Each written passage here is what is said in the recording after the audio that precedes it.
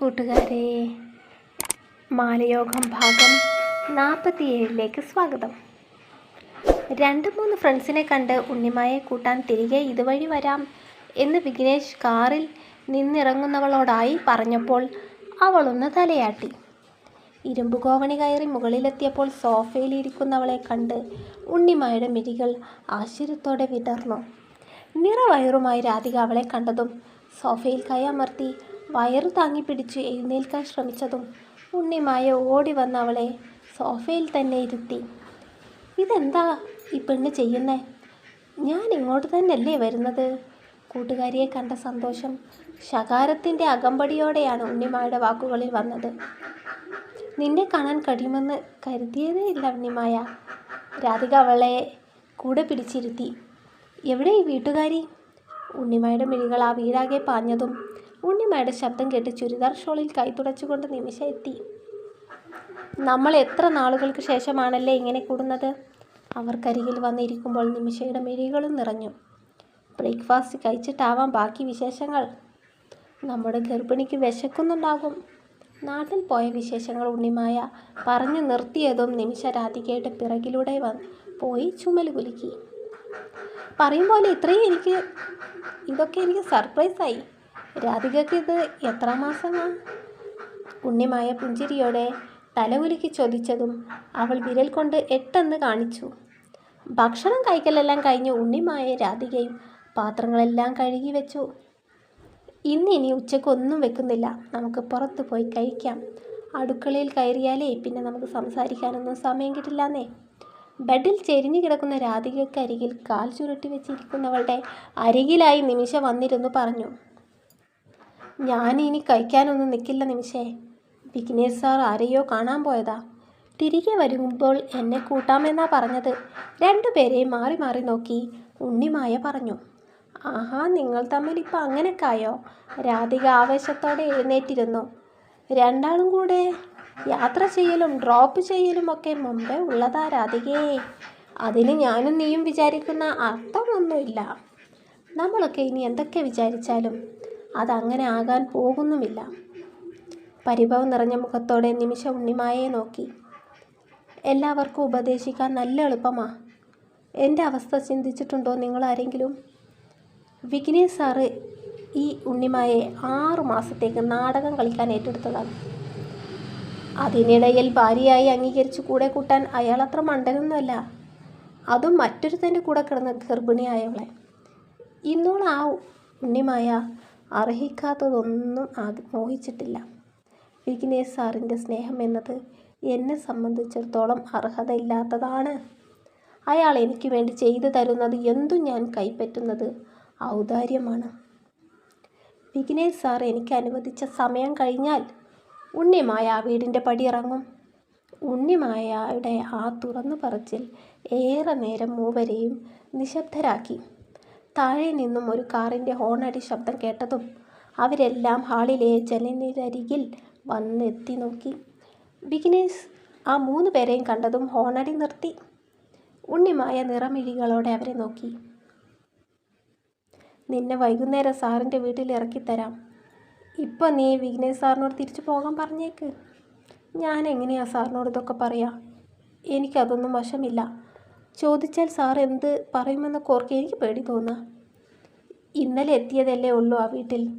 സാറിൻ്റെ അമ്മ തനിച്ചായതുകൊണ്ട് സമ്മതിക്കുമെന്ന് തോന്നുന്നില്ല. എന്നോട് ദേഷ്യമൊന്നും തോന്നല്ലേ രണ്ടാൾക്കും? ഒരു ചെറിയ പ്രതീക്ഷയോടെ നിമിഷ പറഞ്ഞു നോക്കിയെങ്കിലും നിരാശയായിരുന്നു ഫലം. നിൻ്റെ കുഞ്ഞിനെ കാണാൻ ഞാൻ വരും. രാധികയുടെ വയറിൽ ഒഴിഞ്ഞ് നിമിഷയുടെ കവിളിൽ തട്ടിയും ഉണ്ണിമായ അവിടെ നിന്നും ഇറങ്ങി. എല്ലാവരും കാണെ ഉപദേശിക്കുന്നത് തൻ്റെ നന്മക്കാണെന്ന് അറിയാവുന്നത് കൊണ്ട് തന്നെ ഉണ്ണിമായ്ക്ക് അവരോട് അശേഷം വിരോധം ഉണ്ടായിരുന്നില്ല.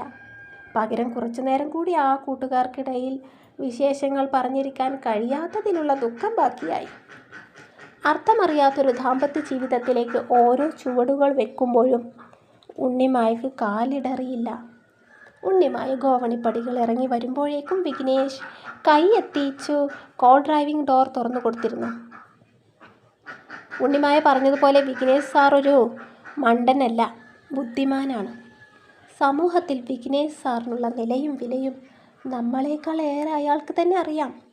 ഒരുത്തി താലി ഏറ്റുവാങ്ങാൻ വരാതെ ഒരുപാട് ആളുകൾക്കിടയിൽ അയാളെ നാണം കെടുത്തി. പകരം കെട്ടിയ പെണ്ണിനോടൊപ്പമുള്ള ജീവിതവും മുന്നോട്ടു പോയില്ല എന്ന് നാടറിയുമ്പോൾ ഇതുവരെ അയാൾ പടുത്തുയർത്തിയ ഡിഗ്നിറ്റിയും വിശ്വസ്തതയും ഒറ്റ നിമിഷം കൊണ്ട് തകർന്നടിയും. വിഘ്നേഷ് സാർ ഉണ്ണിമായ എന്ന പെൺകുട്ടിയുടെ മനസ്സിനെയും അവളുടെ അവസ്ഥയെയും നല്ലോണം മനസ്സിലാക്കിയിട്ടുള്ള ഒരാളാണ്.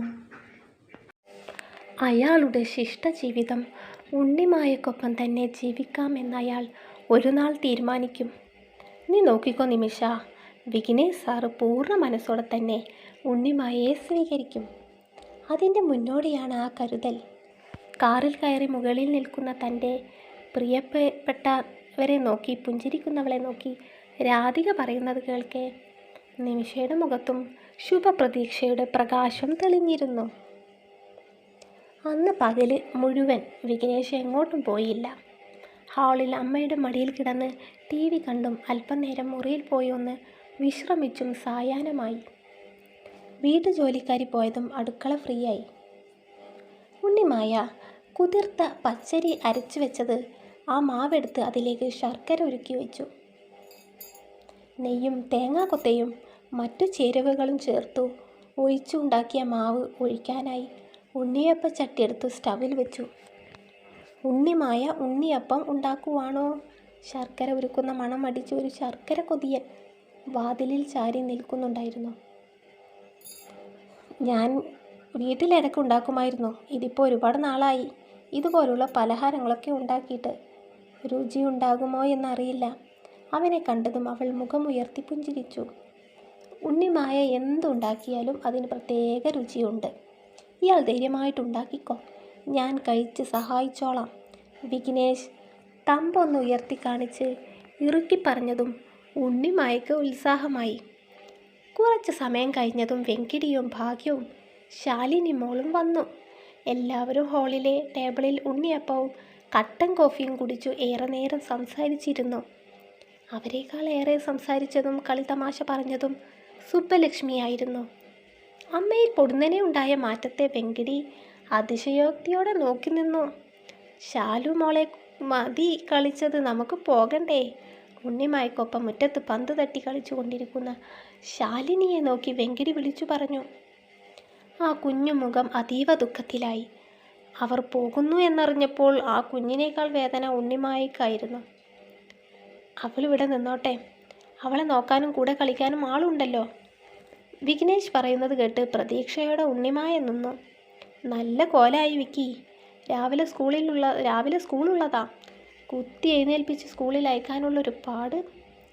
ഭാഗ്യ പുഞ്ചിരിയോടെ പറഞ്ഞു ഉണ്ണിമായോടും അമ്മയോടും യാത്ര പറഞ്ഞു.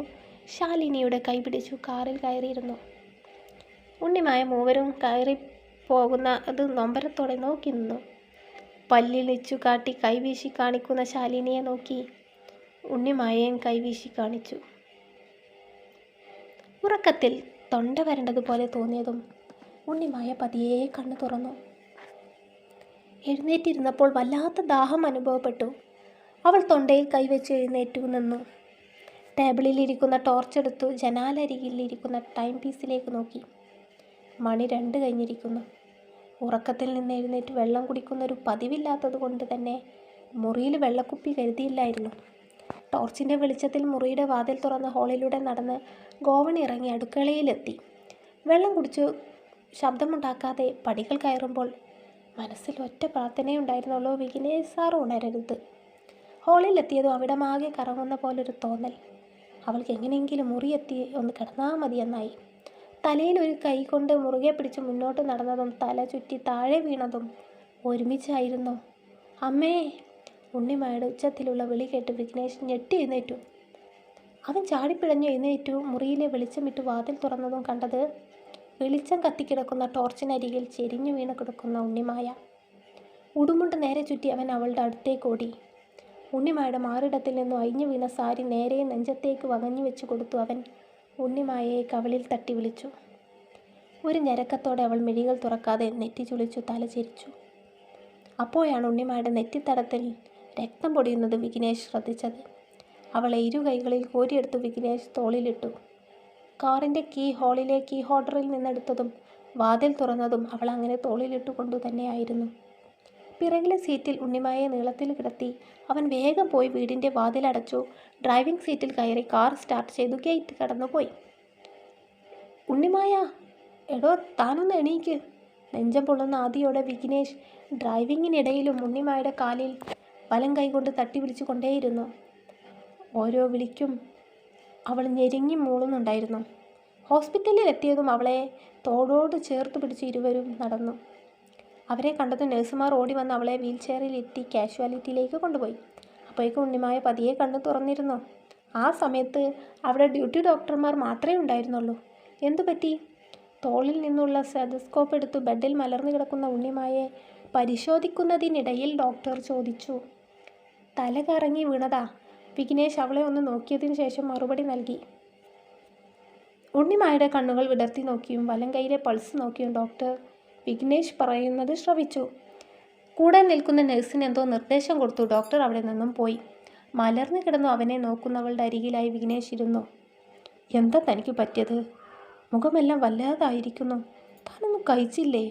അവൻ്റെ മിഴികളിലെ ആദി കാണാൻ ഉണ്ണിമായുടെ നെഞ്ചം പിടഞ്ഞു. താൻ കാരണം വിഘ്നേഷ് വീണ്ടും വീണ്ടും പ്രയാസപ്പെടുന്നു എന്നോർക്കെ ഉണ്ണിമായ്ക്ക് അവളോട് തന്നെ വെറുപ്പ് തോന്നി. പറയടോ, എന്താ തൻ്റെ പ്രശ്നം? വിഘ്നേഷിന് അവളുടെ ആ കിടപ്പ് കാണാൻ വ്യാകുലത ഏറി. അവിടെ നിന്നും പോയ നേഴ്സ് തിരികെ വന്ന് ഉണ്ണിമായുടെ കയ്യിൽ IV ഇട്ടു ഗ്ലൂക്കോസ് സ്ട്രിപ്പ് വെച്ചു. നെറ്റിയിൽ ഒരു ബാൻഡേജ് വെച്ചു അവർ പോയി. ഞാൻ ഡോക്ടറെ കണ്ടുവരാം എന്നും പറഞ്ഞ് വിഘ്നേഷ് അവിടെ നിന്നും പുറത്തേക്ക് നടന്നു. കുറച്ചു നേരം കഴിഞ്ഞു അവൻ തിരികെ വന്നു അവളുടെ അരികിലേക്ക് വരാതെ നിന്നു. സാറ് തിരികെ പോയിക്കോളൂ. രാവിലെ എഴുന്നേൽക്കുമ്പോൾ നമ്മളെ കണ്ടില്ലെങ്കിൽ അമ്മ ഭയക്കില്ലേ? തല താഴ്ത്തി എന്തോ ആലോചനയോടെ മീശ കൈകൊണ്ട് ഒഴിഞ്ഞു വന്ന വിഘ്നേഷിനോടായി ഉണ്ണിമായ പതിഞ്ഞ സ്വരത്തിൽ പറഞ്ഞു. ജ്വലിക്കുന്ന മിഴികളോടെ അവൻ അവളെ മിഴി ഉയർത്തി നോക്കി. അസ്വാഭാവികമായ അവൻ്റെ മുഖഭാവം കണ്ട് ഉണ്ണിമായുടെ വയറ് കാളി. തിരികെ വരാൻ ഉണ്ണിമായ്ക്ക് എൻ്റെ വീട് എവിടെയാണെന്ന് അറിയോ? അവൻ്റെ ചോദ്യം കേട്ട് അവൾ ഇല്ലെന്ന് അറിയാതെ തലയാട്ടിപ്പോയി. അവൻ ചോദിക്കുന്നത് നേരാ. ഇന്നേ വരെ ആ വീടിൻ്റെ പുറത്തേക്ക് വിഘ്നേഷ് സാറിൻ്റെ കൂടെ അല്ലാതെ പോയിട്ടില്ല. ആകെ ഒറ്റയ്ക്ക് പോകാൻ അറിയുന്നത് നിമിഷയുടെ വീട്ടിൽ നിന്ന് ബാങ്കിലേക്കും തിയേറ്ററിലേക്കും മാത്രം. എനിക്കുള്ള ശിക്ഷയാണോ ഉണ്ണിമായ ഇപ്പോൾ തന്നുകൊണ്ടിരിക്കുന്നത്? വിഘ്നേഷ് പൊടുന്നനെ ഉച്ചത്തിൽ ചോദിച്ചതും പിൻഡ്രോപ്പ് സൈലൻസിലുള്ള കാഷ്വാലിറ്റിയിലെ നഴ്സുമാരും രോഗികളും ഒരുപോലെ തിരിഞ്ഞു നോക്കി. അത് കണ്ടതോടെ പിന്നീടുള്ള അവൻ്റെ ചോദ്യങ്ങൾ കരുതലോടെയായി. ഞാൻ തന്നോട് ചെയ്യുന്നതിന് എന്നെ പരീക്ഷിക്കുകയാണോ? ദേഷ്യം കൊണ്ട് വലിഞ്ഞു മുറുകിയ മുഖം അവളോട് അത്രയും അടുത്ത് നിന്നപ്പോൾ ദേഹവും ഹൃദയവും വിറച്ചുപോയി. കൂടെ അവൻ്റെ ചോദ്യങ്ങളിൽ കിടന്നവൾ ഉയറി. തൻ്റെ ബോഡി അനീമിക് ആയതാണെന്നാണ് ആ ഡോക്ടർ പറഞ്ഞത്. ശരീരത്തിൽ ഒരിറ്റ് രക്തവുമില്ല, വെള്ളവുമില്ല. അവൻ്റെ മുഖത്തെ അമർഷം കാണാൻ കഴിയാതെ അവൾ മിഴികൾ ചിമ്മി. അവൻ അവളുടെ അരികിലേക്ക് ഇരുന്ന് അടച്ച മിഴികൾ ബലം പ്രയോഗിച്ച് തുറപ്പിച്ചു. ചാവാനാണെങ്കിൽ ഇതിനേക്കാൾ എളുപ്പമുള്ള മാർഗങ്ങളുണ്ട്. പറയുമ്പോൾ അവളെ എരിയിച്ചു കളയാനുള്ള കോപാഗ്നി അവൻ്റെ മിഴികളിൽ ആളിക്കത്തിയിരുന്നു. തുടരും. കഷ്ടം തന്നെ ഉണ്ടല്ലേ? ഹോസ്പിറ്റലിൽ അങ്ങനെ തിരികെ പോരാനേ സമയമില്ല എന്ന് പറഞ്ഞ പോലെയാണ് വിഘ്നേഷിൻ്റെ കാര്യം. ഉണ്ണിമായുടെ കാര്യവും അതെ. ഇനി എന്തൊക്കെയാവുമോ എന്താവോ, എന്തായെങ്കിലും ഒന്ന് നന്നായി കണ്ടാൽ മതിയല്ലേ? എല്ലാവരും അതിനെ ആഗ്രഹിക്കുന്നത്. കുറച്ച് പ്രയാസപ്പെടും, കുറച്ചധികം തന്നെ പ്രയാസത്തിലായിരിക്കും. എന്നാലും നല്ലത് സംഭവിക്കും കേട്ടോ. നല്ലതേ സംഭവിച്ച് കഥ അവസാനിക്കൂ. പ്രതീക്ഷയോടെ കാത്തിരിക്കൂ പ്രിയമുള്ളവരെ. Thank you.